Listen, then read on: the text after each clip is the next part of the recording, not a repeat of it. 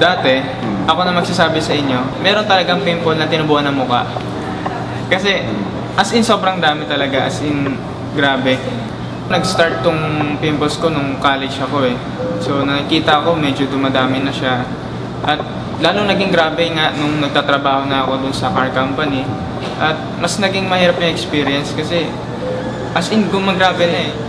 Nung high school po kami, talagang natural siyang walang pimples. So maganda talaga yung skin niya.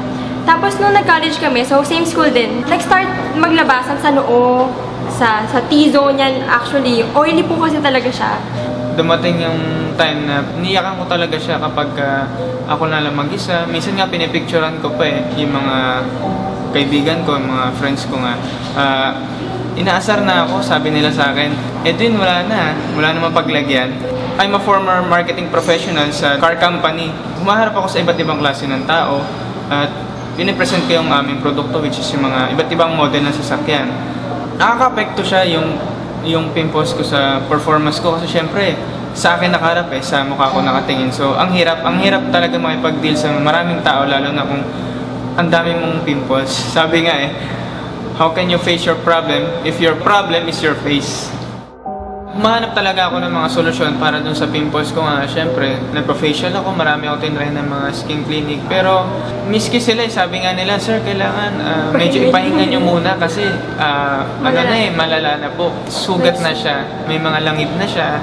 Na-introduce sa akin ng isa kong friend yung Kojic Papaya Soap ng Royal. Ginagamit ko siya sa face, then sa body ko, ginagamit ko na siya. At nakikita nung mga malalapit sa akin na, uy, okay yung face mo ngayon, nagda-dry up na yung pimples. Ang gusto ko lang naman, mawala yung pimples ko eh. Pero natuwa ako, may bonus pa kasi Kojic Papaya Soap is nakakapagpalighten ng skin. So nakakatuwa, 2-in-1 pa yung nakuha ko.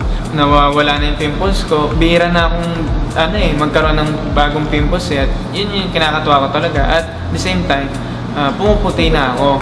Before talaga kasi, nag-hesitate ako gumamit or mag-take ng any supplements talaga. Kasi, negative ka sa... Medyo negative ako kasi... Isa tayo. Siguro nga kasi hindi ako educated about these supplements. Pero, nakita ko yung glutathione pala is panglinis talaga ng buong katawan eh. Na kapag antioxidant siya, unang-una, antioxidant.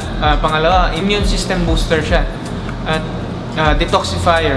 At syempre, bonus na lang dun yung skin whitening. Pinapaputi niya talaga tayo. So, nakakatuwa. Tinry ko yung Gluta 700. Nirecommend din sa akin ni Daniel. Pumuputi ako at the same time, yung pimples ko talaga nawawala na siya. 2 to 3 days, nakikita na nila na medyo nagda-dry up na yung pimples ko. At the same time, pumuputi na rin ako. So, 1 week, 2 weeks, talagang malaki na yung difference niya. Nag-enjoy ako ngayon talaga. Unlike dati, ang baba-baba na self-confidence ko. Ngayon, okay na okay. Kahit kumarap ako, kahit kanino, kaya ko. Kasi alam ko na wala naman ng pimples. At alam ko naman na makinis na talaga ngayon. Sobrang ganda ng nag-experience ko. Sobrang nagpapasalamat ako sa Royal. At merong ganitong mga products.